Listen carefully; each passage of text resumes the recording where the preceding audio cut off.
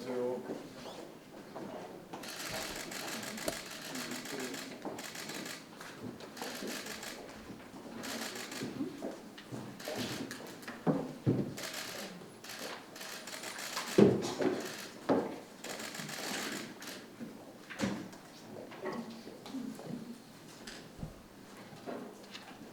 바른미래당 제71차 원내 정책회의 개를 선언합니다.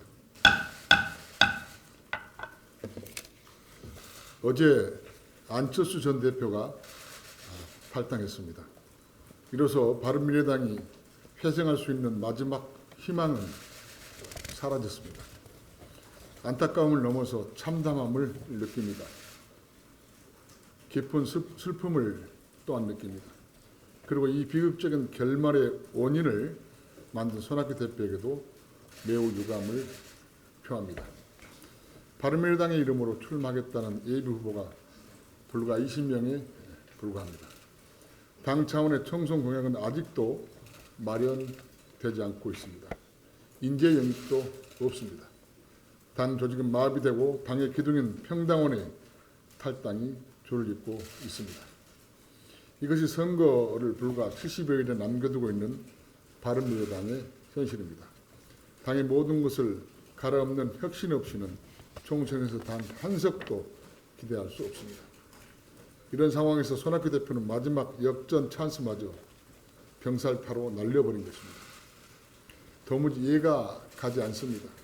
손학규 대표는 안철수 대표로부터 일방적 통보를 받았다고 했으나 이는 사실과 전혀 다릅니다. 표현도 공손하였고 손 대표가 명예롭게 퇴진할 수 있고 당의 통일을 모을 수 있도록 세 가지 방안을 제안했습니다. 여러분 잘 아시지만 안철수 대표가 품격 있고 인품 있는 지도자라는 걸 잘 알고 계시지 않습니까? 그러나 세 가지 방안을 제안했습니다. 그러나 비대위 전환, 조기 전당대, 전당원 재신임 투표 모두 손학규 대표가 거부한 것입니다. 개인회사 오너가 CEO를 해고 통보받으셨다고 격분하게 말씀하셨지만 기업이 CEO의 아집으로부터 부도 직전까지 몰렸으면 조주총회를 열어 당연히 CEO에게 책임을 묻고 회생 절차를 도입하는 것이 당연한 것이 아닙니까? 전직 대통령이 뇌물을 받고도 내 손으로 받은 사실이 없다고 부인하자 언론에서는 대통령이 아마 손에 장갑을 끼고 받은 모양이다라고 조롱했습니다. 장갑이 뇌물을 받았지 내 손으로 받지 않았다는 것입니다. 손학규 대표는 언론이나 저에게나 여기 계신 의원님들에게 안철수 대표가 기부하면 모든 것을 다 내려놓겠다. 그리고 정권 비대위원장을 주겠다라고 분명히 얘기하셨습니다. 손학규 대표는 그것도 기억이 안 나십니까? 국민과 바른미래당은 거대 양당의 구태 정치를 타파하기 위해서 안철수 대표를 중심으로 창당되었습니다. 사실상 안철수 대표가 이름 석자 당 자체입니다. 안철수의 피와 땀과 눈물이 녹아있는 것입니다. 이런 당이 무너져가고 있는 것을 지켜보면서 어쩔 수 없이 탈당해야 하는 안철수 대표의 심정은 비통할 뿐입니다. 이게 바른미래당은 손학규 대표 체제의 사당화가 가속될 것입니다. 그나마 남아있는 당원들의 불만이 하늘을 찌르고 있습니다. 이제 손학규 대표와 그 측근들에게는 불만과 분노를 넘어서 당원과 언론의 관심이 없는 듯합니다. 당심이 천심입니다. 손학규 대표는 순천자는 흥하고 역천자는 망한다는 명심보건 말을 명심하시기 바랍니다. 그리고 사퇴하겠다, 다 내려놓겠다는 말 번복 좀 그만하시기 바랍니다. 듣는 동료 의원들도 당원과 언론인들도 이제는 지쳤습니다. 자꾸 기억 안 난다. 거짓말하지 마시고 앞으로는 자신이 했던 말을 꼭 메모하는 습관을 가지시기 바랍니다. 마지막으로 어제 손학규 대표가 안철수 전 대표 탈당을 보고 보고낸 독설로 가득 찬 입장문을 인용하여 마치겠습니다. 손학규 대표님, 자기 욕심만 채우지 마시고 대의와 타협 없는 정치는 골프일 수밖에 없다는 말씀을 드리고 싶습니다. 자신이 요구사항만 얘기하지 말고 그것을 받아들여지지 않으면 당을 나가라는 태도는 정치인의 바람직스러운 자세가 아니기 때문입니다. 손 대표는 이 점을 숙고하여 앞으로 더 큰 정치인으로 성장하시기 바랍니다. 전 세계적으로 우한 폐렴이 계속 퍼져나가고 있습니다. 우리 국민들의 걱정과 불안감도 날마다 증폭되고 있는데 정부는 이를 잠재우기는커녕 갈팡, 질팡, 갈짓자 행보로 오히려 불안감을 부채질하고 있습니다. 조 의원 서울시 교육감은 부처와 조율도 안 하고 초, 중, 고 개학 연기와 휴업 검토를 발표했지만 채 하루도 안 돼서 유은혜 교육부 장관이 학교 정상 운영 발표를 했습니다. 국무총리실에서도 조 의원 교육감의 발표 내용을 반박하고 나섰습니다. 교육청과 정부가 엇박자를 행보를 보이고 있는데 어느 학부모가 안심하고 자녀를 학교에 보내겠습니까? 게다가 우한 폐렴을 두고 질병관리본부, 보건복지부, 국무총리실, 청와대까지 중구난방 목소리를 내는 바람에 체계적이고 효율적인 대응이 되고 있지 않습니다. 박원순 시장은 한술 더 떠서 우한 폐렴을 이용해 본인의 인도를 높이려 하고 있습니다. 언론용이 뻔한 실효성의 제로의 팔꿈치 인사만 봐도 그렇습니다.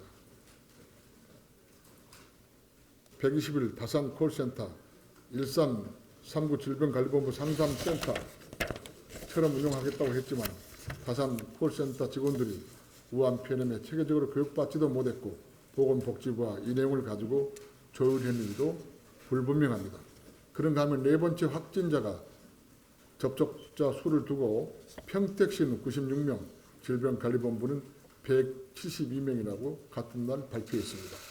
메르스 사태 당시 우왕좌왕하다가 전 세계에서 감염자 수 제2위라는 오명을 넘고도 나아진 것이 하나도 없습니다. 오히려 그때보다 대응이 미숙해 보입니다.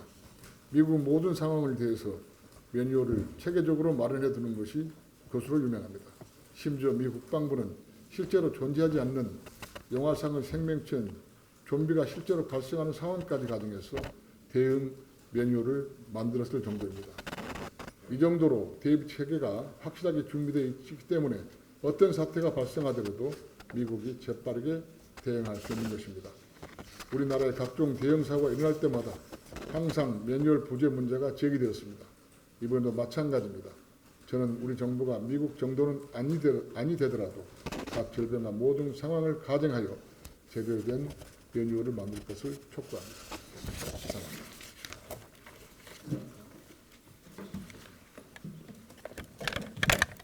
네, 버티기에 달인 손학규 당대표가 또다시 버티면서 바른미래당의 소중한 정치적 자산인 안철수 전 대표를 내쫓아버렸습니다. 손학규 당대표는 나가는 안철수 전 대표의 뒤통수에 대화와 타협 없는 정치는 고립될 수밖에 없다고 핑계까지 합니다. 책임의식과 사명감이 없는 손학규 당대표와의 대화와 타협은 대화와 타협이 아니라 음험한 거래일 뿐입니다. 손학규 당대표와의 거래를 단호히 거절하고 미래를 위한 담대한 선택을 한 안철수 대표에게 박수를 보냅니다. 손학규 당대표가 끝까지 버티면서 얻어내는 것이 과연 무엇일지 지켜보겠습니다. 윤석열 검찰총장이 이성윤 서울중앙지검장, 대검과 서울중앙지검 주요 간부들이 모인 회의에서 법리에 비추어 확보된 증거가 기소하기에 충분하다는 데 의견을 모으고 선거 개입과 하명 수사 혐의로 송철호 울산시장, 황운하 전 울산지방경찰청장, 한병도 전 정무수석, 백원우 전 민정비서관 등 13명을 불구속 기소하였습니다. 임종석 전 비서실장은 오늘 소환조사를 받습니다. 임종석 비서실장 다음은 누구일까요? 모두가 알고 있지만 인내의 시간이 필요할 것 같습니다.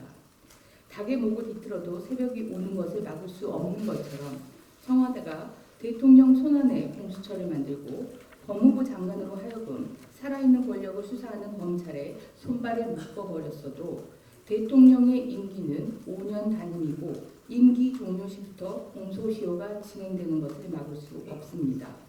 이성윤 서울중앙지검장과 같은 검사로 검찰 조직을 모두 채우지 않는 한 검찰을 영원히 묶어둘 수도 없습니다.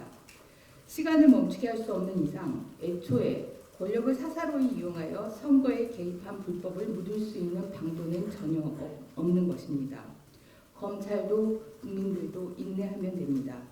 우리가 지금 어찌할 수 없는 것처럼 보일지라도 우리가 불법을 묵인하는 공범이 된 것은 아니기 때문입니다.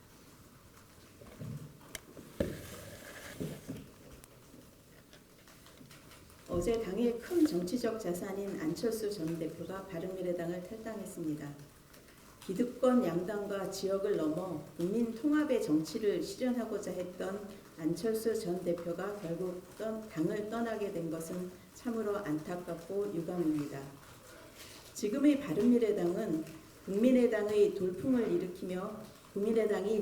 일으키며 제3지대로서 국민께 받았던 지지에 부응하지 못하고 있습니다. 지난 보궐선거, 지방선거 등 잇따른 선거에서 참패했고 국민이 기대했던 대한정당의 면모도 보여주지 못하며 결국 더 이상 내부 통합도, 혁신도, 비전도 찾아볼 수 없는 사실상 뇌사 상태에 빠졌습니다.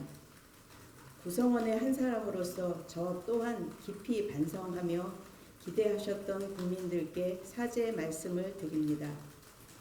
하지만 바른미래당이 멈춰선다고 중도 실용 정치가 이대로 멈춰서는 안 될 것입니다.